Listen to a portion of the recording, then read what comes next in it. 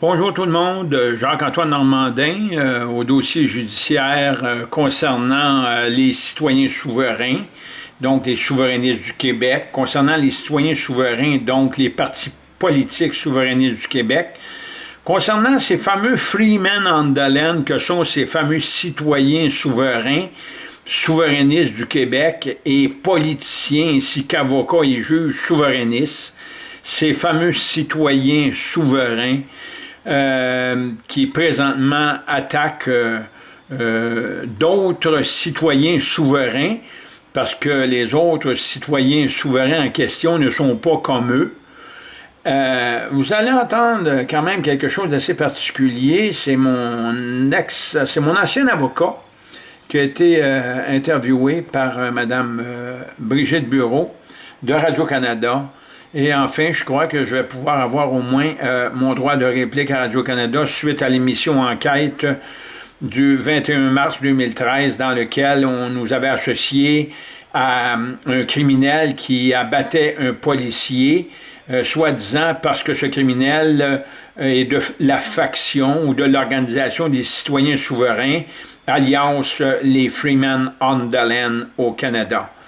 Donc, on commence l'enregistrement. J'ai hâte de voir ce que ça donne, cet enregistrement-là, cette entrevue avec Maître Michel Lebrun de l'Île Perrot, qui me représentait, mais qui a dû tout simplement quitter le barreau à l'effet qu'il ne voulait pas tout simplement être lié ou associé à l'obligation de soutenir une loi, selon l'article 1 de son code de déontologie d'avocat, de soutenir une loi alors qu'il sait que les lois au Québec sont anticonstitutionnelles, inconstitutionnelles, illégales, fictives.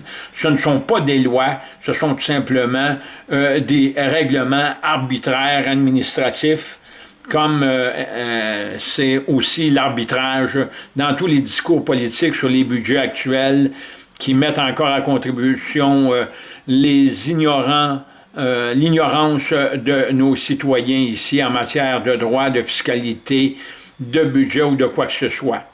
Je pense que ça commence à être le temps que la population du Québec ouvre les yeux, autant les anglophones que les francophones, et puissent comprendre qu'ils se font carrément avoir, qu'ils se font fourrer, qu'ils se font voler par l'administration politique et judiciaire sous prétexte que nous avons des services publics alors que ces services publics-là, on les paye depuis belle lurette et on est à veille d'avoir des services publics à deux vitesses. Donc, ceux qui ont de l'argent vont pouvoir bien se faire soigner de la bonne façon et ceux qui n'en ont pas, ben, allez chez le vétérinaire, puis encore là, peut-être que vous allez avoir de meilleurs services chez le vétérinaire. On commence.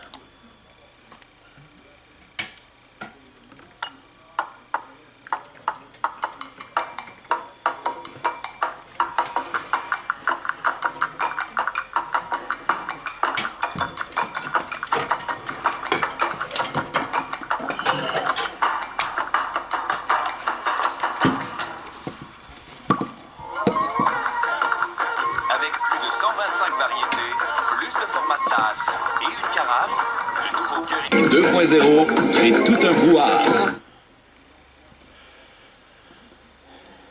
Jacques-Antoine Normandin est un des leaders du mouvement des citoyens souverains. Il a été reconnu coupable au criminel de ne pas avoir produit ses déclarations de revenus. Son avocat, Michel Lebrun, en a appelé de la décision.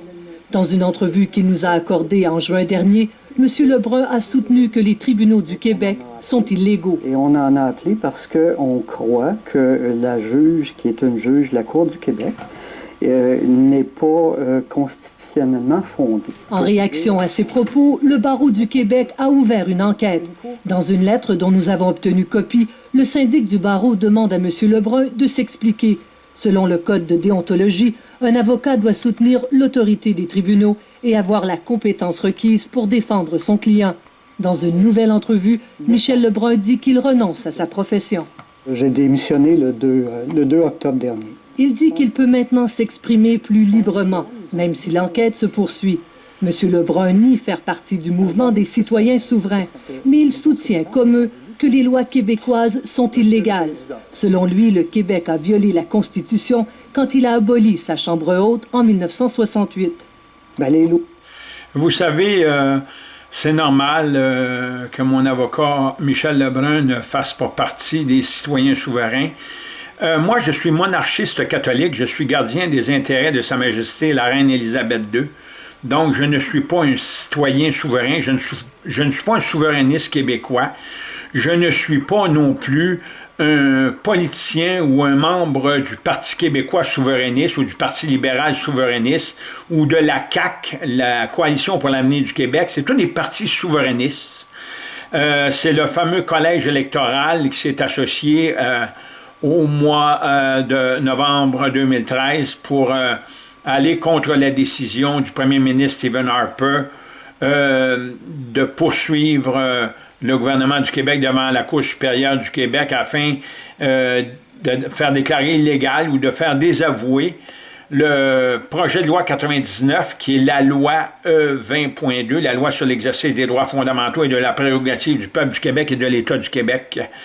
Vous savez, les partis politiques se sont levés contre cette démarche du premier ministre Stephen Harper pour la question du 51%, du 50% plus 1, mais c'est pas ça qui arrive, là. C'est que dans cette loi-là, le projet de loi 99, qui a fait adopter la loi E20.2 du Québec en l'an 2000, constitue dans ses fonctions l'Assemblée nationale, les tribunaux judiciaires du Québec, la prérogative du peuple du Québec, le Parlement du Québec, l'État et le pays du Québec. Et vous savez que le Québec, c'est un pays, et c'est dans le Code de procédure civile Baudouin-Renault, 1997-1998, à la page 22, c'est-à-dire XXII, à la page 22, dans lequel il déclare que le Québec est le seul pays, avant les Pays-Bas, à avoir amendé son code civil, son code civil ici. Donc, il traite dans le document comme quoi le Québec est un pays. Donc, vous financez présentement un pays et toutes les démarches sur les politiques budgétaires actuelles qui mettent davantage en contribution les contribuables du Québec par les taxes municipales, puis mettez-en. Vous n'avez pas fini dans cette délictuelle Assemblée nationale ainsi que ces tribunaux judiciaires antimonarchiques qui sont là pour servir le ministre de la Justice et la Couronne du Québec qui est le procureur, qui est Sa Majesté. Écoutez bien ça, Sa Majesté, le procureur général et notaire général du Québec. On continue. Lois qui proviennent d'un Parlement qui n'est pas bien fondé ne sont pas plus valides. C'est ça le problème. Y compris la loi sur l'impôt. Bien, y compris la loi sur l'impôt. M. Lebrun a déjà utilisé cet argument en cours et il a perdu. Tout le monde est parvenu à la conclusion qu'une province peut unilatéralement abolir sa Chambre à haute. Ce n'est pas une province. Le Québec, c'est un État depuis 1968. Quand il a créé l'Assemblée nationale, il se sortait lui-même de la Fédération canadienne, donc de l'article 90, de l'article 71, des articles 6, 9 de l'Acte de l'Amérique du Nord britannique de 1867, de l'article 80-83. Écoutez, il a tout simplement supprimé les pouvoirs du lieutenant-gouverneur pour abolir le Conseil législatif en 1968 contre l'article 92.1 de l'Acte de l'Amérique du Nord britannique qui n'a jamais eu d'amendement. Et le Québec est encore composé à l'instant où je vous parle. Aujourd'hui, c'est le 6 novembre 2014. Le Québec est encore composé de l'Assemblée législative, pas de l'Assemblée nationale, de l'Assemblée législative, du Conseil législatif et des pouvoirs du lieutenant-gouverneur, alors qu'il y a eu dévolution des pouvoirs du gouverneur général ainsi que des lieutenants-gouverneurs en 1985. Mais il y a eu ça s'est précédé ça en 1952 et en 1950 par le fédéral qui a mis la reine dehors carrément et le gouverneur général qui paye aujourd'hui des impôts comme vous et moi le lieutenant-gouverneur paye des impôts au Québec, je pense que c'est depuis 1985, au nom de Sa Majesté, le procureur général et notaire général du Québec, et pour le fédéral, c'est le procureur général, c'est Sa Majesté, le procureur général du Canada. Le Barreau du Québec et la Chambre des notaires ont déjà écrit à leurs membres au sujet des citoyens souverains. Ils ont prévenu les avocats et les notaires qu'ils ne doivent pas participer à des pratiques douteuses ou frivoles. Ici Brigitte Bureau, Radio-Canada, Ottawa.